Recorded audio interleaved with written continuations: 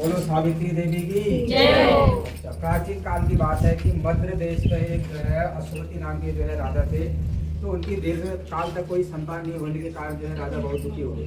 तो राजा जो है बड़े जो है विद्वान थे, ज्योतिषी थे। तो एक ब्राह्मण पुरोहित को जो है जो अच्छे कुछ जानने वाले थे उनको उन्होंने आमंत्रित किया और सबका यथायोग्य सत्कार करके हे भविष्यदर्शी विद्वान विप्रो, अब आप सब यह सब गणना करके बताने की कृपा करें कि मेरे भाग्य में कोई संतान है या नहीं। तो वो जो है राजा ने ब्राह्मण से प्रश्न किया और तत्काल राजा के प्रश्न का उत्तर देने के बाद विद्वान ज्योतिषियों ने अपने अपने ज्योतिष की गणनाएं प्रारंभ कर दी। तो कुछ समय सब जो है गंभीर होकर राजा की ओर देखने लगे। तो राजा ने कहा कि आप लोग संकोच त्याग कर जो है हमको सच्ची बात बतलाइए। तो ज्योतिषियों ने कहा कि हे राजन, आपके प्रश्न का उत्तर जो है प्रसन्नता बढ़ाने वाला नहीं है, फिर सत्य को छिपाना भी नहीं है, आपको बता ही देना है। आपको एक जो है अत्यंत रूपवान बुद्धिवान धर्म परायण कन्या जो है उत्पन्न होगी और इसके अतिरिक्त तो वो भी जो है विवाह के 1 वर्ष के बाद जो है विधवा हो जाएगी। यह जो है विधि का विधान है। तो ज्योतिषियों की भविष्यवाणी सुनकर राजा बहुत दुखी हुए। वो कन्या और अपने राज्य की भविष्य की चिंता में बहुत दुखी रहते थे। तो कालांतर में राजा के एक कन्या उत्पन्न हुई और वह समय अनुसार बच्चन व्यतीत कर युवा हुई और विवाह योग्य आयु की होगी। तो राजा ने अपनी जो है कन्या के विवाह का परिणाम सोचकर सभी लोग दुखी हो गए और यह विचार करने लगे कि कुछ इनका जो है इनके कुछ बचाव का उपाय किया जाए। तो ऐसा सोचते सोचते देव प्रेरणा से राजा को जो है नारद जी का स्मरण हुआ और धर्मात्मा राजा ने आह्वान कर नारद जी को बुलाया और सारी बातें बता दी। तो नारद जी ने कुछ पल विचार करके बोले, हे राजन, तुम अपनी कन्या का विवाह का दायित्व जो है उसी पर छोड़ दो। तुम अपनी कन्या से कहो कि अपने लिए स्वयं ही कोई योग्य वर का तलाश ले और तुम्हारी कन्या जिस युवक को अपने भाई पति के रूप में तुम्हारे सामने प्रस्तुत करे तो उसी के साथ अपनी कन्या का जो है पूर्ण शास्त्रोक्त विधि से जो है उसका विवाह कर देना। तो राजा ने अपनी कन्या सावित्री को बुलाया और नारद जी की बातें बताकर पूछा कि हे पुत्री सावित्री, तुम कहो तुम्हारा क्या विचार है। तो सावित्री बोली, हे पिताजी, मैं नारद जी के आदेश का प्रसन्नता पूर्वक पालन करूंगी। राजा को कुछ संतावना प्राप्त हुई तब राजपुत्री सावित्री ने सखी सहेलियों, दास दासी और अनुचरों से भावी पति के योग्य व्यक्ति को ढूंढने में जो है भ्रमण करना उन्होंने प्रारंभ कर दिया। तो अनेक नगर वन प्रांत पार कर सावित्री एक जो छोटे से रमणीक जंगल में गई। तो वहां पहुंचकर सावित्री ने अपना रथ रुकवाया और कुछ देर प्रकृति की सुंदरता निहारने के बाद सावित्री विश्राम करने लगी। आंख खुलने पर एक वृक्ष की डाल पर बैठा कुल्हाड़ी से लकड़ी काटता हुआ सुंदर बलिष्ठ गौर वर्ण युवक दिख पड़ा। तो उस युवक को देखकर सावित्री का ध्यान उस युवक के चेहरे के भाव और मुखाकृति और स्वभाव का अध्ययन करते रहे।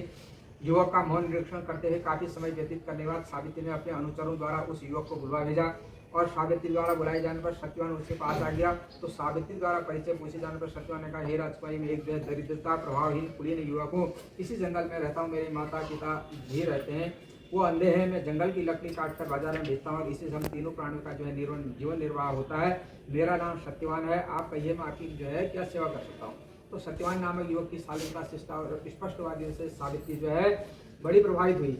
तो उसने युवक के गुणों से प्रभावित होकर उसने विवाह करने का निश्चय किया। ऐसा निर्णय लेते हुए सावित्री ने युवक से शांत और गंभीर स्वर में विनम्रता पूर्वक जो है विवाह का प्रस्ताव उसके सामने रख दिया। तो सावित्री का प्रस्ताव सुनकर सत्यवान कोमल नम्र स्वर में कहा कि हे राजकुमारी, मेरे साथ विवाह करना आपके लिए उचित नहीं है। मेरे साथ ही आप पर भी जो है दुखों और संकटों से घिर जाएंगे। इसके बाद सावित्री बार बार विवाह का आग्रह करने लगी।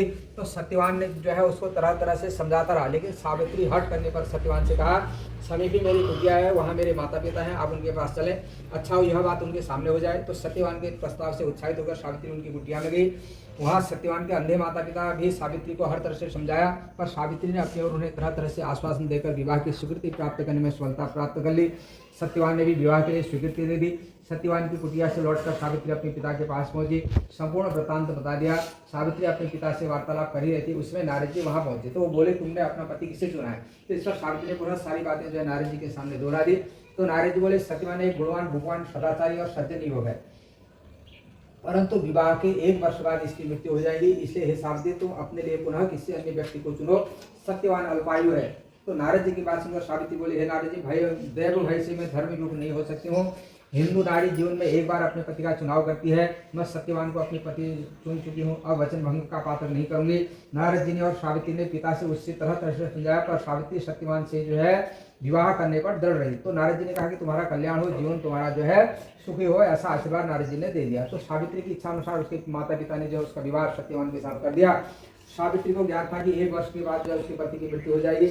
ऐसे में यदि शंकर जी को प्रश्न कर लिया जाए तो विधि के विधान पर भी जो है विजय पाई जा सकती है, क्योंकि शंकर जी के विषय में प्रसिद्ध है कि मिटहि कठिन कुअंक भाल के भाव ही मेट सके बुराई, कि अर्थात भगवान शंकर में इतनी शक्ति है वह विधाता का विधान को भी जो है बदल सकते हैं। तो इसीलिए लोग जो है किसी पर कोई कष्ट आता है तो महामृत्युंजय का जप करते हैं। ऐसा उस प्रकार से निश्चय से सावित्री भक्ति पूर्वक शंकर भगवान की आराधना करने लगी। सत्यवान के लिए सावित्री पूर्ण मनोयोग से शिव जी की आराधना करते रहे। जब सत्यवान की आयु केवल 7 दिन शेष लगी तो सावित्री और तीव्रता से कठिन व्रत उपवास कर भगवान को प्रसन्न करने लगी। अतः सावित्री की भक्ति से प्रसन्न होकर भगवान शंकर उसके सामने प्रकट हुए।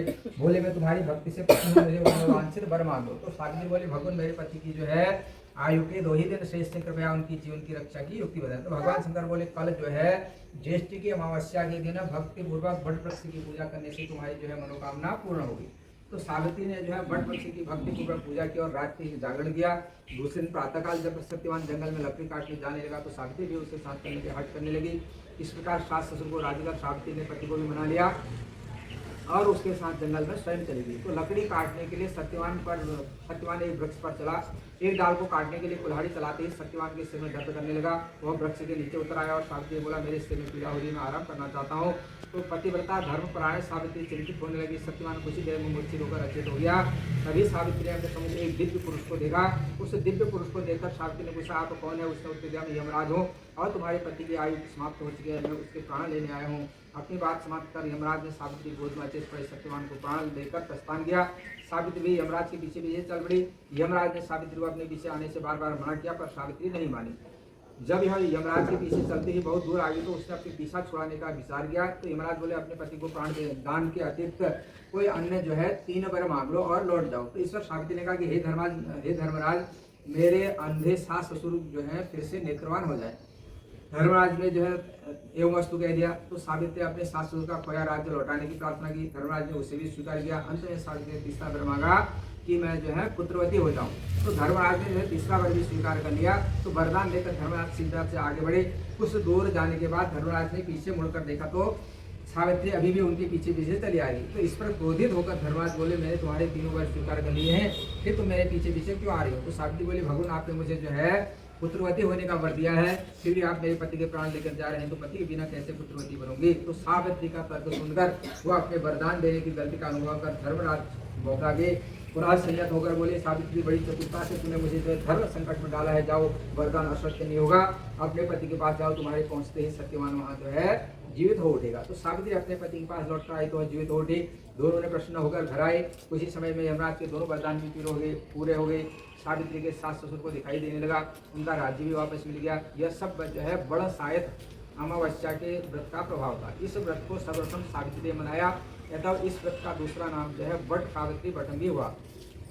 तो हे भगवान, जिस प्रकार आपने सावित्री को अटल सुहाग दिया है वैसे ही सबको देना जो आपका भक्ति पूर्वक व्रत करें। सावित्री के माता पिता को पुराने श्राप से मुक्ति प्राप्त हुई।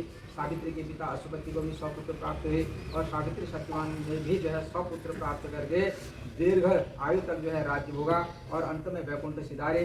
प्रत्येक सौभाग्य स्त्री के लिए जो व्रत करना आवश्यक है। बोलो सावित्री देवी की जय।